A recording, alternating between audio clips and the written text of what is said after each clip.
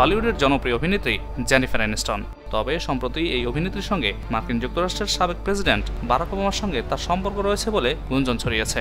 সামাজিক যোগাযোগ মাধ্যমে এই সম্পর্ক নিয়ে নানা মতামত দেখা যাচ্ছে, তৈরি হচ্ছে মিশ্র প্রতিক্রিয়াও। বলা হচ্ছে ওবামার সঙ্গে তার স্ত্রী মিশেল ওবামার দাম্পত্য জীবন ভালো যাচ্ছে না। জেনিফারের সঙ্গে সম্পর্কের গুঞ্জন মিশেলের পুরনো ক্ষতকে নতুন করে জাগিয়ে তুলেছে। তবে এমন অবস্থায় বিষয়টি নিয়ে মুখ খুলেছেন জেনিফার অ্যানিস্টন। তিনি জানান এই গুঞ্জন পুরোপুরি মিথ্যা, এমনকি তার ক্যারিয়ারের অন্যতম অদ্ভুত গসিপ এটি।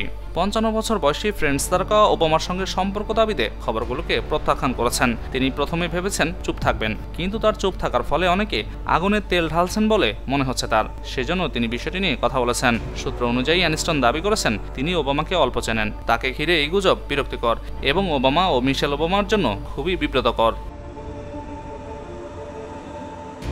এদিকে অ্যানিস্টনের ঘনিষ্ঠ এক সূত্র জানিয়েছে যে তিনি এই ধরনের গসিপকে অত্যন্ত অস্বস্তিকর এবং বিরক্তিকর বলে মনে করছেন, কেননা এর আগেও তিনি এ ধরনের মিথ্যা খবরের শিকার হয়েছেন, যা ব্র্যাড পিটের সঙ্গে বিচ্ছেদে প্রভাব রেখেছিল।